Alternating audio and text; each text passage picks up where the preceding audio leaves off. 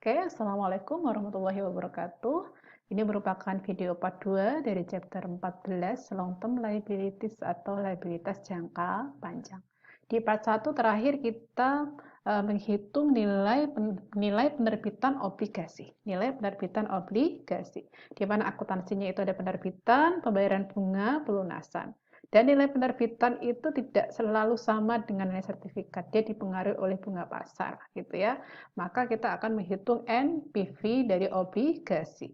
NPV dari obligasi ditentukan dari mana? Dari PV, present value principal, dan present value annuity dari interest. Itu kalau mau ini lihat lagi di video part 1 bagian akhir tuh ada ya. Lanjut lagi, sebelum kita lakukan penghitungan, kita ketahui dan pahami dulu terkait dengan terma bunga. Terma bunga di sini ada yang disebut sebagai bunga nominal atau bunga kupon atau stated rate. Maksudnya stated rate itu apa? Stated rate itu adalah bunga yang tertera di bond, di obligasi. Dan bunga itulah yang dijanjikan oleh penerbit obligasi ya, yang diatur atau dijanjikan untuk diberikan oleh penerbit obligasi. Adapun yang kedua, market rate atau effective yield, market rate bunga pasar.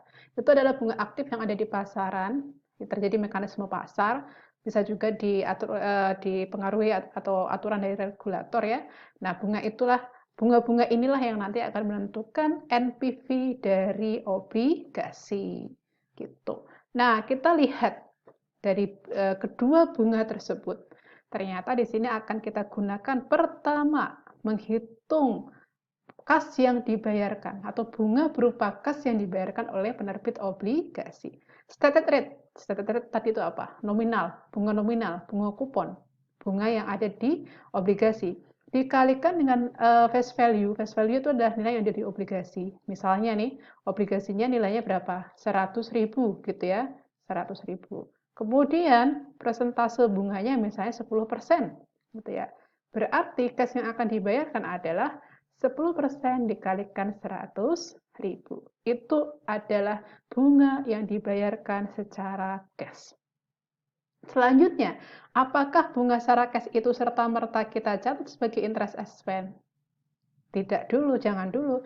Kita menghitung interest expense itu dari market rate, dari bunga pasar, yang dikalikan carrying value dari bond. Nah, carrying value ini apa? Carrying value itu adalah nilai obligasi. Ketika penerbitan misalnya ya, nilai obligasinya itu di bawah nilai sertifikat. Nilai sertifikatnya 100.000, nilai penerbitan 90.000. Nah, nilai carrying value berarti 90.000 ketika penerbitan. Tapi nilai ini semakin lama, dia akan semakin naik sampai sama dengan nilai sertifikat ketika di maturity date-nya. Sama seperti halnya ketika menerbitkan obligasi itu di atas harga, misalnya 110. Nah, 110 itu ada carrying value-nya. Dia bisa berubah 109, 108, sampai 100.000 sesuai dengan nilai yang ada di sertifikat. Itu adalah carrying value. Maka dari itu, di sini akan ada perbedaan antara kas yang dibayarkan dengan interest expense yang dicatat. Perbedaan itulah nanti akan kita anggap sebagai amortisasi. Amortisasi itu apa? Next ya. Sebelum kita bahas terlalu jauh amortisasi, kita pahami dulu bab atau slide yang ini. Ya. Misal nih, ini ketika penerbitan ya. Misal ketika penerbitan, perusahaan itu menjanjikan ada bunga 8%. Gitu. Sedangkan di pasar yang beredar bunganya itu 6%. Sebagai investor yang rasional, tentu saja kita akan memilih yang 8%. Sehingga demand terhadap obligasi perusahaan itu tinggi. Ketika demandnya tinggi, harga naik. Atau misalnya dibalik gini, ya, dibalik begini. Bunga yang ditawarkan oleh perusahaan itu kan tinggi dibandingkan bunga pasar. Maka investor yang rasional, mereka akan memilih perusahaan tersebut walaupun nilai belinya lebih tinggi dibandingkan nilai sertifikat. Mereka mau. Kenapa? Bunganya lebih tinggi dari bunga pasar. Nah, maka dari itu, kalau misalnya terjadi seperti itu, obligasi diterbitkan di atas harga sertifikat, di atas harga par value, maka disebut sebagai premium. Nah, kalau sama bagaimana? Kalau sama inilah yang disebut sebagai par value, nggak ada perbedaan. Sertifikatnya 100.000, penerbitannya juga 100.000 gitu. Kalau sekarang ketiga, perusahaan janjiin 8%, di pasar 10%, maka orang-orang akan lebih memilih yang 10% dong ya, gitu. Supaya mau biasanya perusahaan gimana? Diskon aja, gitu ya. Turunin harganya gitu. Karena dia udah ngasih bunga yang sedikit, masa iya harganya sama, maka diturunkan. Atau mungkin mekanisme pasar juga kan, orang nggak terlalu banyak demand-nya karena mereka akan memilih instrumen lain yang lebih tinggi bunga. Maka kurang minatnya, harganya turun, harganya di diskon. Kurang lebih seperti itulah untuk memahami penerbitan obligasi itu diterbitkan pada harga premium, par value, atau diskon. Kita langsung ke contoh soal supaya kita bisa memahami lebih baik lagi. Misalnya perusahaan Santos menerbitkan obligasinya nilainya ini 100.000 tertanggal 1 Januari tahun 2019, di mana masa obligasi itu 5 tahun dengan bunga yang dijanjikan 9% yang dibayarkan secara tahunan. Berarti setahun sekali ya, pada 1 Januari. Pada tanggal penerbitan, market rate atau bunga pasar itu ternyata 9% juga. Artinya kalau sama berarti ini par value ya, sudah bisa ditentukan bahwa harga penerbitan 100.000. Namun supaya kita lebih yakin lagi, coba kita hitung gitu. Dengan menggunakan tadi itu present value ya. Nah, ketika kita menghitung present value dari obligasi, kita tentukan present value principal ditambah present value interest payment-nya. Kalau present value principal kita menggunakan 100.000 ini dikalikan dengan PV atau present value dari I-nya, bunga pasarnya, ini bunga pasar ya, I-nya 9%, N-nya 5%. Kita cari tahu PV itu dari tabel ya. Kalau di case itu buku case itu ada di tabel 662 kalau nggak salah ya.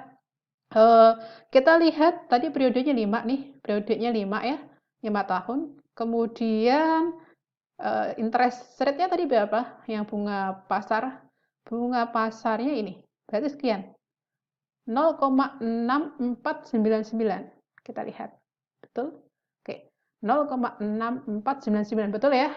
Dikalikan hasilnya adalah 64.993. Untuk yang interest payment-nya, ya, ini agak berbeda karena dia menggunakan namanya present value ordinary annuity. Kenapa? Karena ini present value-nya kan tiap periode seperti ini nih dibawa ke sini, kayak gitu ya. Mungkin kalau dulu kalian belajar manajemen keuangan sudah belajar ini. Nah, berapa yang akan dikalikan yaitu nilai bunganya 9.000. 9.000 dapat dari mana? 9.000 adalah 9%. 9% ini merupakan bunga nominal, bunga dijanjikan dikalikan dengan 100.000. Dapatlah 9.000. Sehingga present value dari interest payment 9.000 dikalikan PV PV ordinary annuity ini. PV dari ordinary annuity. Di mana N-nya 5, I-nya berapa tadi? I-nya 9. Ini I-nya 9. 3,88996 atau 97. 3,88965 nih. Oke, sama kan? Sama dengan 35.007. Ini ditambahkan sama dengan 100.000. Udah persis. Sekarang kita jurnal. Tadi penerbitannya 1 Januari 2019. Maka ketika diterbitkan, perusahaan mendapatkan apa? Kas. Maka kasnya di debit. Kreditnya apa? Karena kreditnya kita terbitin obligasi, kreditnya adalah bond payable atau utang obligasi. Nah, kemudian ada lagi pencatatan kapan? Ketika pembayaran bunga. Namun, ketika tanggal 31 Desember, perusahaan kan mau menerbitkan laporan keuangan. Jadi, dia harus mengakui beban-beban yang terjadi pada tahun itu. Ini kan sebenarnya sudah 1 tahun. Artinya perusahaan sudah punya kewajiban untuk membayar bunga. Tapi dibayarkan 1 Januari.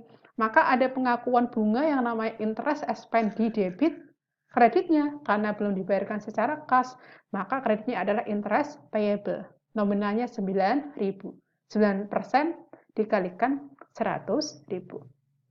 Ketika 1 Januari, baru tuh cashnya dibayar.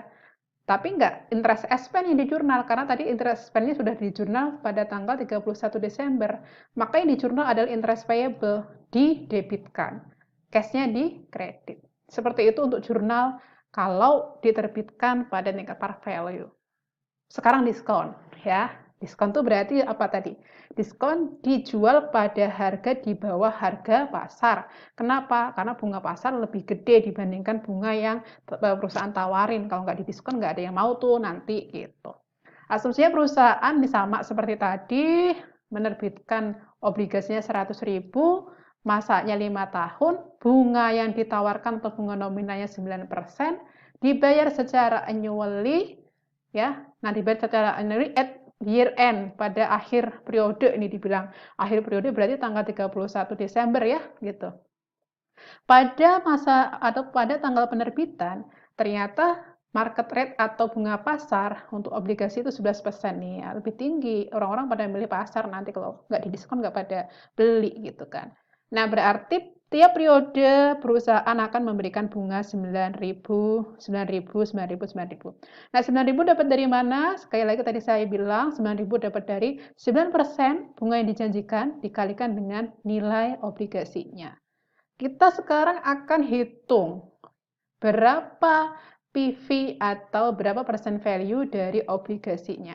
Yaitu PV dari prinsipal, prinsipalnya 100.000. Sekarang dikalikan berapa? Dikalikan present value dari N-nya 5, I-nya 11. Kita lihat di tabel.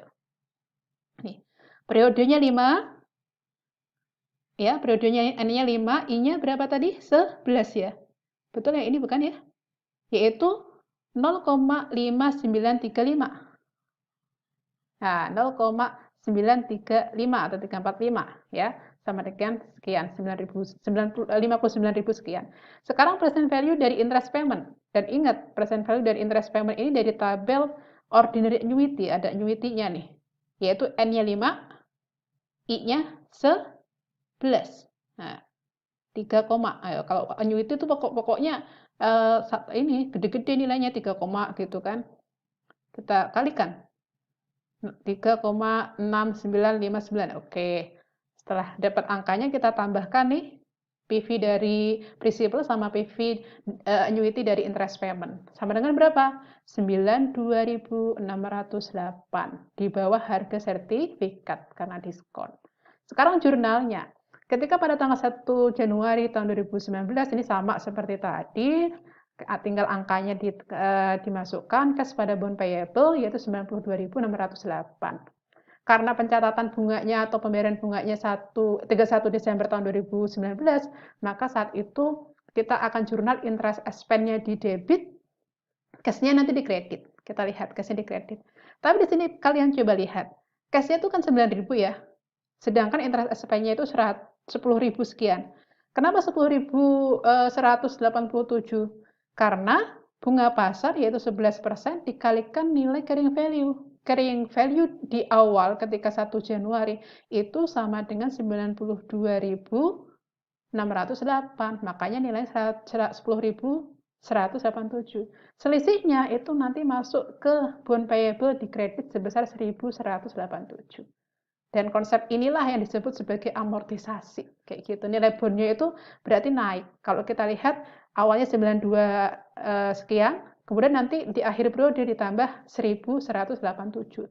Ini berarti nilai carrying dari bond payable pada tanggal 31 Desember bertambah. Kita lihat konsepnya. Ketika bond dijual pada harga kurang dari face value ya, atau ini diskon, maka di sini dibilang rate bunga yang diminta investor itu lebih tinggi daripada rate bunga kupon. Tadi itu bunga pasar ya, intinya bunga pasar lebih besar daripada bunga kupon. Kemudian apalagi biasanya terjadi investor memperoleh rate yang lebih tinggi dibandingkan investasi dengan risiko yang sama. Ada lagi kenapa seperti itu? Karena tidak bisa mengubah yang ada di sertifikat gitu, dibilang seperti itu dan sebagainya lah ya. Berikutnya, kita sudah sampai effective interest method. Effective interest method di part selanjutnya kita akan bahas dan kemungkinan nanti kita mix dengan pembahasan dengan menggunakan Excel ya.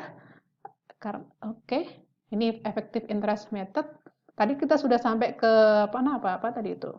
yang saya sebut sebagai amortisasi ya. Ya, oke. Nanti kita lanjutkan di video part berikutnya terkait dengan amortisasi.